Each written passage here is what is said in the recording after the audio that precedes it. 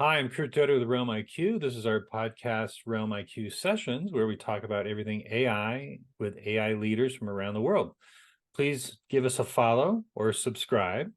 Today's guest is Jennifer Stivers. She is into ethical AI and AI literacy, among many other things. Welcome, Jennifer. Tell us about yourself and your career and how you're passionate about AI. Thank you. Thanks for having me. I've heard some of your other guests, and I feel honored to be in their company. So I appreciate it. No problem. Happy to have you. My background is marketing, mostly high tech. I've always been really interested in emerging technologies. So I joined an internet startup during the dot-com boom and saw that go all the way through each stage until we went public. Later, I joined Apple. I was a senior Marcom manager in the Steve Jobs era. Okay. So obviously I learned a lot Good during era. that time. Yes. It was fantastic in terms of learning branding. Sure. A great. Yes. And I got the chance to observe and be involved in what goes into creating and protecting mostly protecting such a well-known brand. Yeah. So then how did you get involved with AI? Was it just a year ago, like the rest of us, or were you involved prior to that? Because you're right in the hotbed of technology there in the Bay Area.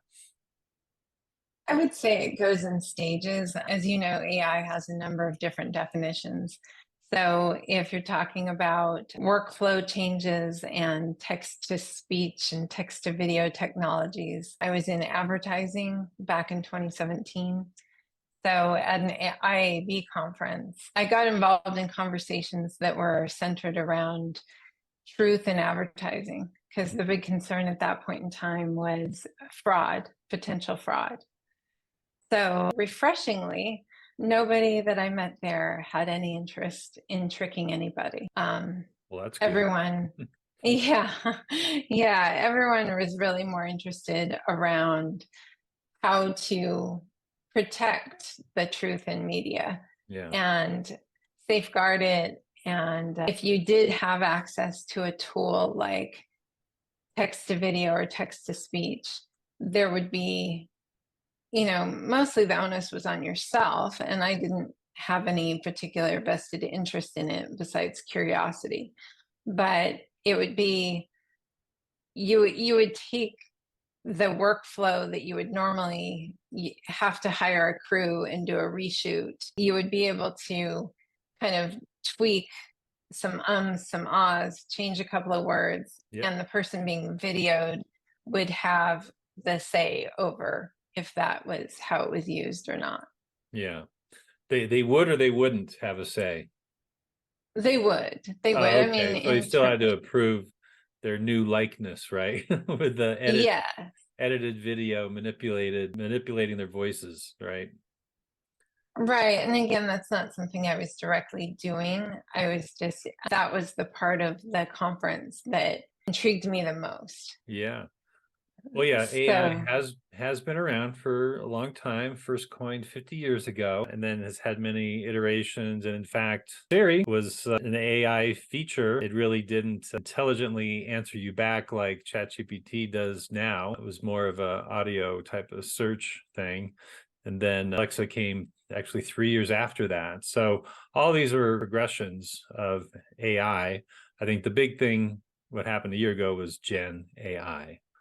And the fact that it was generating creative writing responses to your creative prompts, that was the game changer. And so when that came about a year ago, as we just celebrated the first birthday of ChatGPT, which, OpenAI had started in 2018. So they had been around for 5 years prior, developing all this. So it wasn't like it just magically appeared. But what were you doing in December a year ago when you discovered this new software? I feel very lucky about where I was. Right place, right time, I think. I was contracting at Coursera.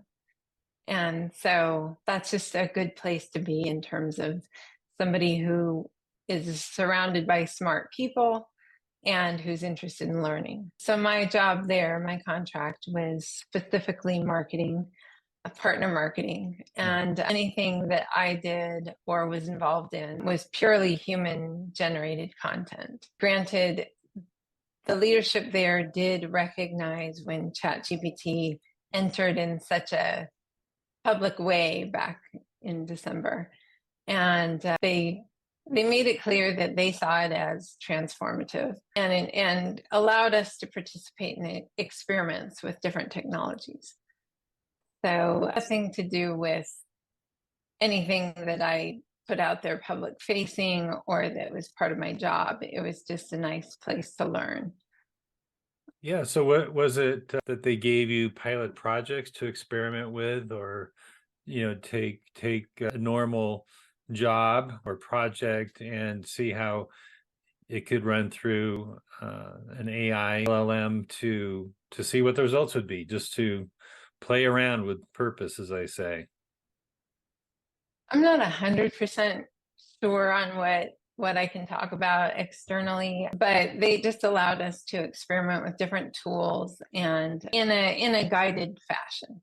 So, okay, there was nothing again that I did that was part of my specific job or that was external facing. And so then how do you feel about that duality of work done by a human versus work that's enhanced by AI, that's corralled and orchestrated by a human? that's That's that's where the ethics comes in, right? right. That fascinates me a lot. It Okay, I really know you're into fascinates AI me. ethics. So how do you deal with that as a creative, as someone who realizes there's problems with ethics and AI, and like what are the discussions you're having, or what do you advocate? I advocate think before you act. Okay. So I think it's something that it's here, right? So everyone, it's going to impact everyone in some fashion or another. But I really encourage people to learn more about it and to understand the pros and cons of it and to really think about the implications before they put something out there public facing, like a homemade chatbot, for example. Yeah, there's you can create your own GPT now, but in terms of working within an organization, I think what you're implying is that you should be cautious about what you enter into any LLM, because it ends up being public and you don't really Yeah. know where this information is going. So you probably shouldn't put in your company's prospectus into the system and, like, hey, write this better, or your Q4 earnings, and can you make a table out of this for me? Right? I mean, it's really try to be as generic as you can in your prompting. So there's no proper names, there's no names of companies or brands necessarily in what you're entering. Is this the advice you're giving, as to be on a pathway towards, at least within the confines of corporate structure, how to use it in an ethical way and not destroy the company's IP? Yes, definitely. That's a huge element of it because once you put in proprietary data, you don't know exactly how that's going to come out. So that's one aspect of it. The other is, after I left after my contract ended, I continued to take some formalized courses and then just experiment with the tools on my own. Mm-hmm. So some things that might not seem so obvious to people, I would think it through all the way in terms of what are the implications of it. Yeah. Mm-hmm. So prior to working with generative AI tools, like you, I've been involved in the creative process. So it would normally involve hiring a graphic designer, going through a lot of editing before something has a logo put on it and it goes out to the world. Also, if any content was generated, it would be human created and you could stand behind it that way ethically. Mm-hmm. Mm-hmm. So I also have run audio ads in the past where I hire a voiceover and run those campaigns. So all of a sudden I'm in a world where you really don't need to do any of that. And I struggle with what that means. Yeah, right. So I seek out. you being empowered as a creative amplifies what were obstacles for you before, or not necessarily obstacles, but steps in the process that you had to outsource and pay for, your client paid for them. And it could either be cost prohibitive or, many other factors enter into how to execute on a creative campaign. And now here you are, specifically in voiceover. Let's talk about that, because I use AI voices for many things, to voice my blog, put them in promo spots, and when I'm listening to them, I'm looking for it. Does it sound authentic enough where it's not discernible? People wouldn't say, "Oh, that's so AI," right? Mm-hmm. But I'm surprised at how realistic it is. I mean, the samples are human, right? So it's just about the interpolation of your script back out into the world. And there are controls, that you can, emphasize words and put in pauses and work with it, right? Just like you would work with a voiceover artist. Like I remember, the famous line I used to use, like, give it a little smile. Right? What does that mean? Right? It's like, oh, just, uplift the innocent. So, prompting becomes the same thing, if you're generating it through a prompt, but if you're just literally feeding in a script and manipulating the words, there's are some surprising results, and that are, you know what? I'm using it. I'm sorry, but I have friends that are voiceover artists. Forgive me, Matt, that, absolutely love working with, but in a crunch, it's like, yeah, I'm going to do it. Is it ethical? It's ethical. I mean, there's nothing, it's not using a celebrity voice, right? and using it in a wrong way. It's like, no, these are supposedly voice actors that were perhaps sampled, given a persona in a library, and were, have generated themselves as voice avatars. So I don't think it's an ethical issue. It's a dilemma of creatives. It's like, am I never hiring my friends, the voiceover artists, again? Those are dilemmas, but I don't think it's an ethical dilemma. What do you think?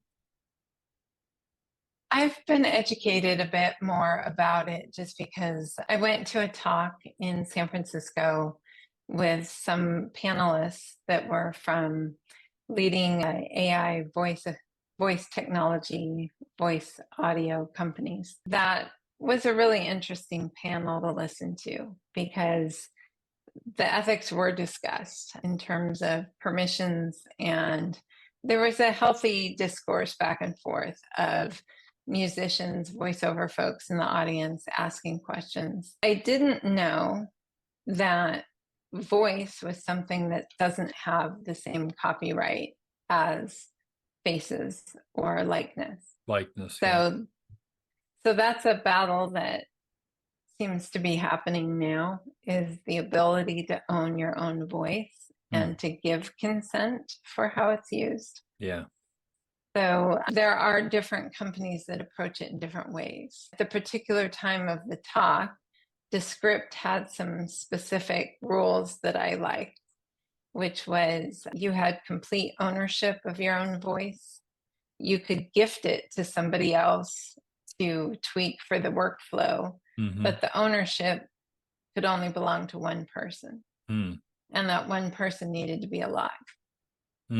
So if you think about things you've seen, there are documentaries you've seen probably where it's narrated by somebody who is no longer living. Yeah.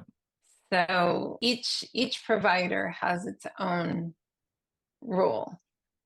So that's where the ethics kind of come into play, where you can look at it from, on the one side, if you're a voiceover actor, you could think, okay, if I use a voice clone, I can reach a broader audience and have my voice translated in languages all over the world and have a broader reach. Yeah. Or you could think, I've heard from some who say that the connection of a human voice is how they connect to people, and they don't want their voice ever synthesized. Yeah.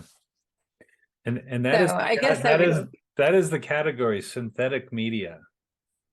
Yes. Is that, I mean, is that a term that you've heard in these discussions? Because I like the term. It gets away from avatars, gets away from artificial, and I think it more accurately describes what we're talking about. You know, it's synthetic media, but it presents it in a positive light because, you know, nomenclature is important, and nomenclature helps adoption and removes the scary element. And if it's admittedly synthetic media, you can be upfront with that. You're not trying to really fool anybody. You can say, I use synthetic media. Now, how that's tied to an original voice or anything like that, I know there's lots of issues around that, and certainly the Hollywood strike, the actors strike, even though I think it was actually settled today or signed, it's an ongoing concern about the use of likenesses and who owns what, who owns the capture, and it brings up a lot of ethical issues around rights,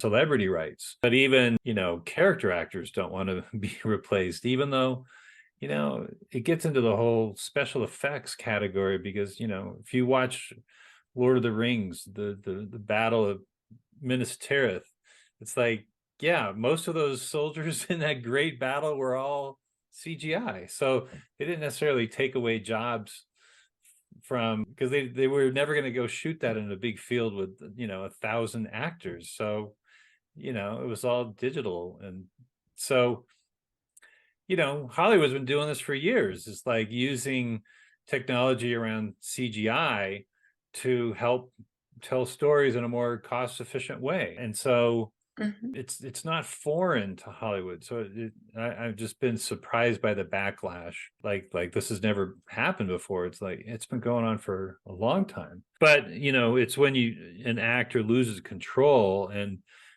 the let's just say they did a full motion capture of an actor of James Bond, and then didn't need him in the next movie as an actor because they could make a CGI James Bond movie and that actor wasn't compensated for that. That's the concern, that hasn't happened, where there's a synthetic James Bond out there making movies. But that's the threat: loss of income, loss of control, because that original actor, whoever it might be, whoever might be the new James Bond, would have to, approve a script to like be involved with the project, right?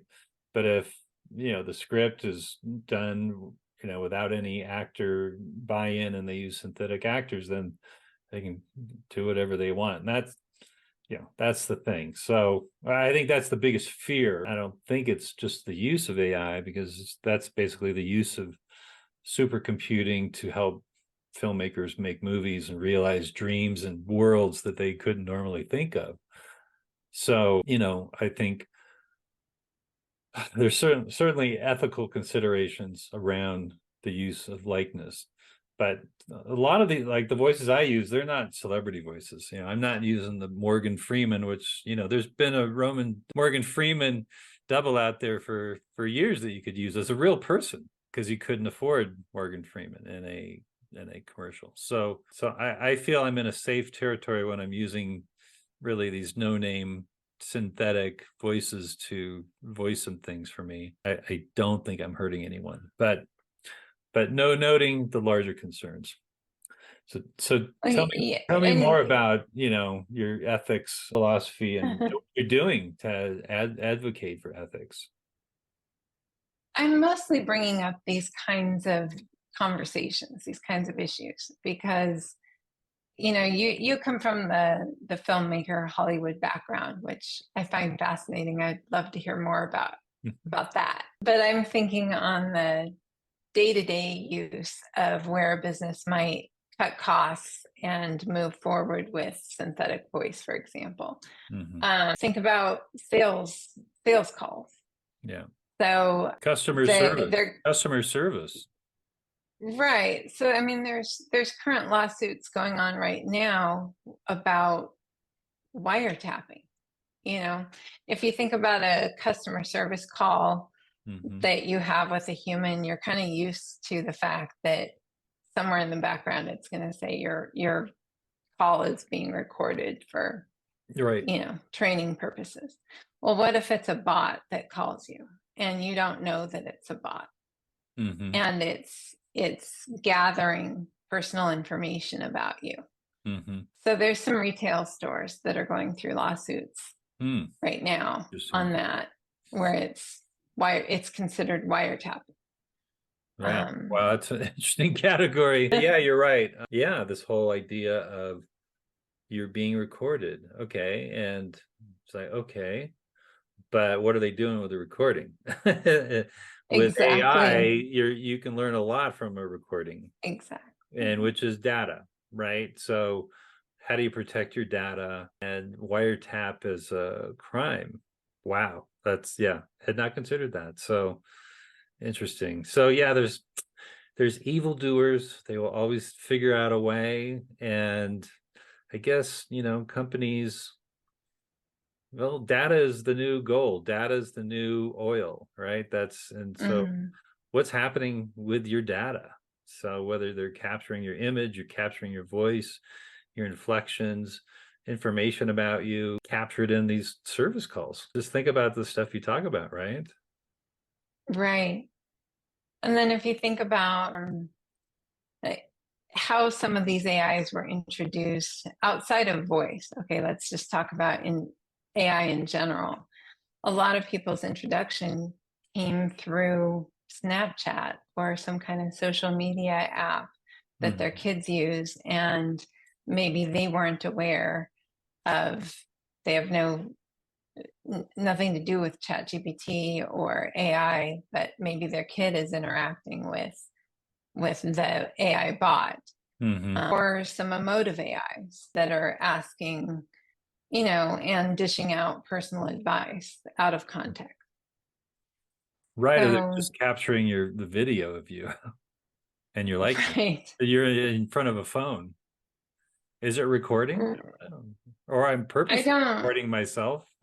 That's data, right? That's the TikTok controversies. Like, what are they doing with all that video, all that voice, all that stuff, right? I mean, we don't know. Exactly. Exactly. So that's where I get interested, but I don't want to sound pessimistic. Okay. I like to bring up the issues so that people think through them. Good point. But I think we're in a period of transition. And so I guess what I think that means is, what do you think about what's happening with regulations, the attempt to regulate? There was a statement from the Biden administration that, the tech companies had to prove that, these are good intentions. Any technology has good intentions versus bad intentions. They had to prove it. But that as a guideline, how is it enforced? How is it reviewed and approved? Is it going to be like, the FDA has to approve a drug and you have to go through testing to prove the point that, yeah, it killed lab animals, but it doesn't kill humans. So what does this technology do harmfully or not to people? So what's your point of view on regulations, and are they going to work? Any positive news there? I honestly don't know. I try to tune into what's going on legislatively. When the executive order happened, I reached out to people in different countries to understand how it was being interpreted in different regions. I only have my own moral compass and my own guidance to go by, which is, again, first, do no harm, think before I do anything. And then I try to ask questions about what's happening legally. So I think the world that you and I are in, which is a very active community of learning things on a day-to-day basis, it's like each week the technology leaps forward. And I think you and I are in this, like, stay tuned daily on what's happening. It's a constant churn, hard to keep up with. you do a product review 1 week later, then it's like useless because someone outdid it, and then you're reviewing that product, and it's exhausting. And without regulation, what's happening is it's tech wars that are happening. And so the acceleration of is a spike in innovation with these companies trying to beat each other with all these features. And it isn't this slow progression of progress over decades. It's like literally daily, weekly, straight up hockey stick. Not even a hockey stick. It's like really the right angle, straight up. And only regulation will start to smooth out that curve, which it won't eliminate innovation. And that's the pendulum is like innovation, regulation. What do you want? You can't have both. Well, you kind of have to have both.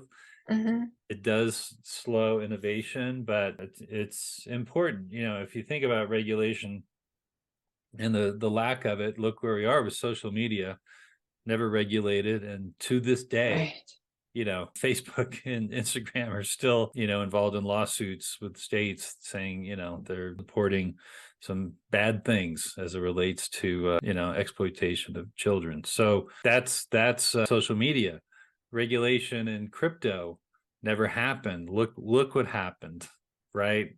People lost fortunes. So I applaud the government's effort both here and across the pond. They're trying to do something, even though it's hard to reach agreements. But this never happened with social media, and it should have. It absolutely should.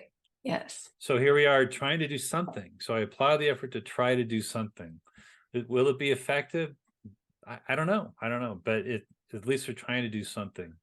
And I think advocacy with people like you and I voicing opinions and raising concerns, and you more so than me, you're the one asking ethical questions.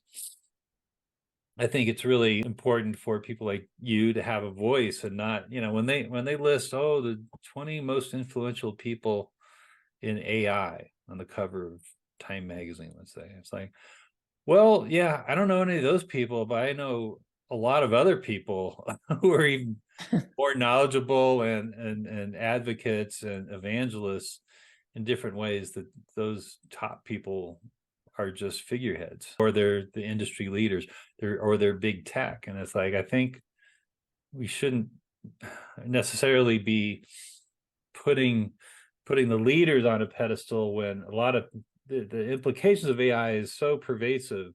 It affects every industry and every strata of any company, that I think we need to have voices beyond the leaders of big tech being the biggest influencers in it, right? Yeah, I mean, I think we're in this period of transition, and I agree with you that we need some governance, we need some legislation. I think we also individually have to hold ourselves accountable for trying to use people's data responsibly, try to get educated on how this stuff works beyond a few cheat sheets. I think enterprise, now that Google's come out with theirs, now we've got the big players, right? We've got OpenAI, we've got Anthropic, we've got Google. Stuff is going to roll out. It's going to start showing up in more and more apps that we use on a day-to-day basis. Yep. So I guess what I would advocate for in the coming year is that I'm sure, I would hope, that leadership teams take it seriously in terms of what their privacy policies are, what their responsible AI approach is. It's going to vary company to company. But I also think there's a need for people who are trained on the tools to work within the companies or to help train teams. It's just because you roll out a tool at a company doesn't mean that each team is individually trained. Right. Maybe they use ChatGPT at home, the free version, and they don't know how to translate back and forth between the two worlds, what's work and what's home. Yeah, really good point. You know, my philosophy is on reorganization of corporate structure. It is really about less of a reorg, it's an AI org. That's what I call it. Because what they need to do, some companies are doing this, you need to have an AI operation. It isn't just hiring a chief prompt officer, which is bullshit. You know, it's like what you're going to pay C-suite level for someone to teach people about prompts? Like, no, an AI operation, a human-centered AI operation, needs to be implemented to interface with all the departments and provide ethical guidelines, upskilling, training, all those things that should be centralized within any company so that there's cohesion and a unified vision on what to do with this technology. You can't just have marketing over here saying, oh yeah, we're using it for everything, voice and video, oh great, and the legal team saying here, well wait a minute, what are you doing over there in marketing?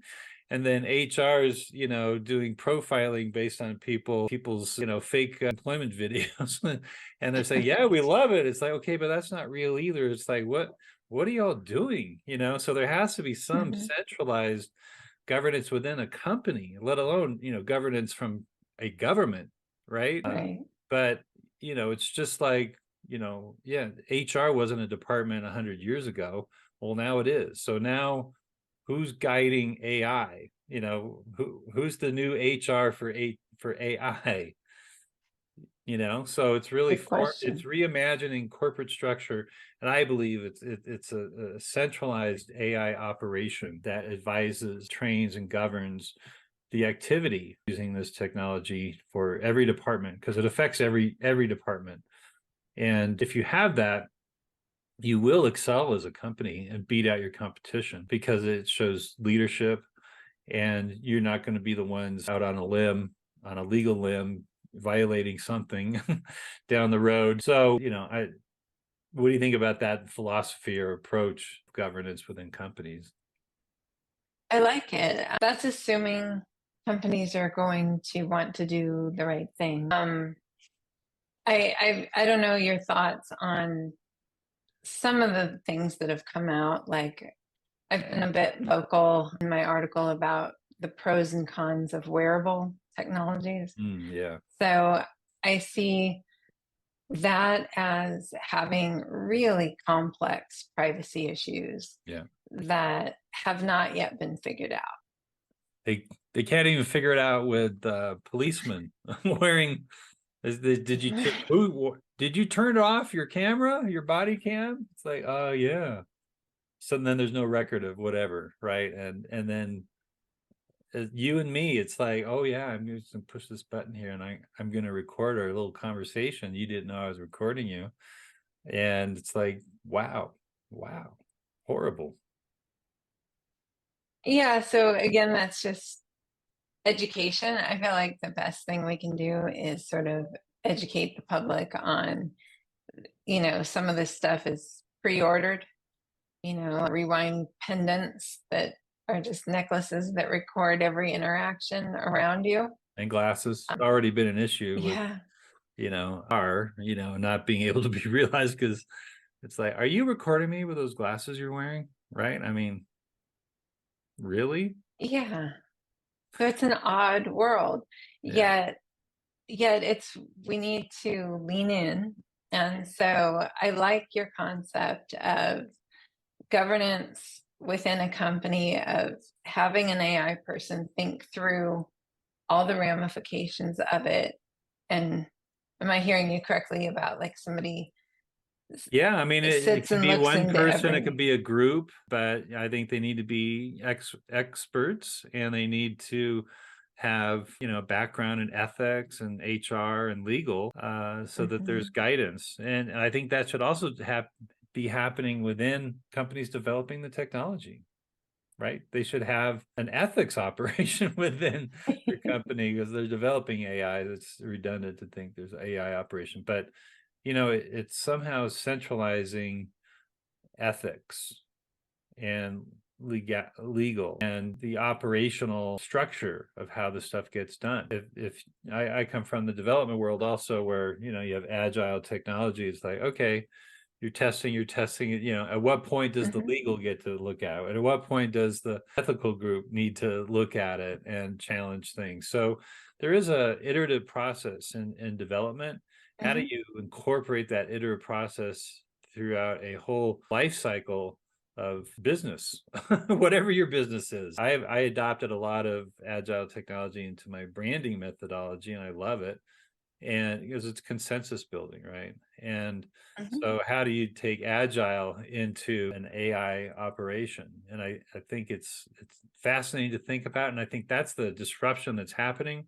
But there needs to be a vision to where you go with this. Otherwise, you just have McKinsey consultants coming into a company and saying you should do this, and then they walk away, and the company's left with, okay, yeah, we just had this workshop, and great, they did a bunch of demos on ChatGPT, but how do we make it work for our company, right?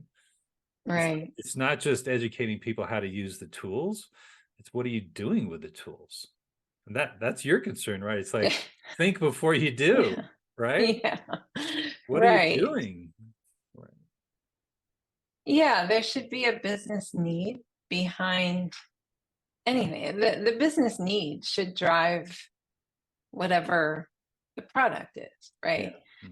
So if I think of traditional setups within companies, there's product development, product management, marketing communications, legal. There's all of these groups that have to work cross-functionally with each other. Yeah. And what good is marketing without sales? What good is sales without marketing? What good is any of it without engineering? Or a product, right? Yeah. Or product. You have to have something to sell. You have to have people selling it. And you have to have marketing that listens to the needs of the customer. So where I guess AI plays into this is it needs to live within all of those things. It can't replace those things. You still need humans in the loop. Yeah, no, you shouldn't be firing people. You need to be training people. I truly believe that, and that's another reason why I've formed RealmIQ, is like to really promote upskilling versus firing. And you need to train your people, and part of that training is also reimagining the corporate structure to have a functional and ethical AI implementation in whatever department or multiple departments within a company. So, yeah, I think this is fascinating. And I'm a branding guy. So as you talk about at any vulnerable point of those communications, whether it comes from marketing or an experience with sales, those become negative. They can become negative brand experiences, and they reflect on the brand, right? And so people, think branding is a logo, and it's like, no, it's like people's perception of, I don't trust this customer service because now they're using avatars, right? Or synthetic media. That is a reflection of the brand. However, if they do it well and execute in a way that they build the trust, and they're honest and open and are authentic in the way they're presenting this as either an option or an alternative, or the way that the world's going, and they have a talk about it with their clients, then that's building trust, and that is good for the brand. So all these things ladder up to the brand, and that's why it's really a C-suite level, the CEO level type of decision on what they're going to implement with their company. Coca-Cola, using AI imagery in a commercial. Oh, great. Yeah, that's fluff. Right? It's just fluff. But the fact is, it could be implemented in every aspect of their business. And then, and it's less sexy, right? But it helps make them more profitable and more productive, and be with the times in terms of technology. I'm not singling out Coke. I'm just, using them as an example. But Listen, we're over our time. I have really enjoyed this conversation, and I want to give you, the last minute or so to just plug how people can get in touch with you, or projects that you're working on, or conferences you might be speaking at in the future. Just plug away, and I want to support you in that effort. Thank you. For now, I'd say just connect with me on LinkedIn, chime into any of the conversations that, you can check out past articles and make your point of view known. If you have suggestions for other topics you'd like discovered, I'm happy. You can send me a suggestion. My website is marketmind.us. Okay. Yeah. Thanks, Jennifer. And thanks for tuning in, everyone. And catch more of our RealmIQ sessions on your favorite podcast platforms like Spotify, Apple Podcasts, Amazon Music, iHeart Podcasts, Google Podcasts, and YouTube. Please follow and subscribe. We're going to have you back, Jennifer. Okay. And thanks so much again. Thank you. Thanks, everyone. You can now catch RealmIQ sessions on your favorite podcast channels, including Spotify, YouTube, Amazon Music, Google Podcasts, Apple Podcasts, and iHeart Podcasts. Or listen to the full sessions at kurtdoty.co/RealmIQ. If your company is interested in reaching an audience of AI professionals and decision makers to promote your event or product, we do have sponsorship opportunities. If you enjoy these discussions on AI, please push that subscribe button below. I'll see you in the next video.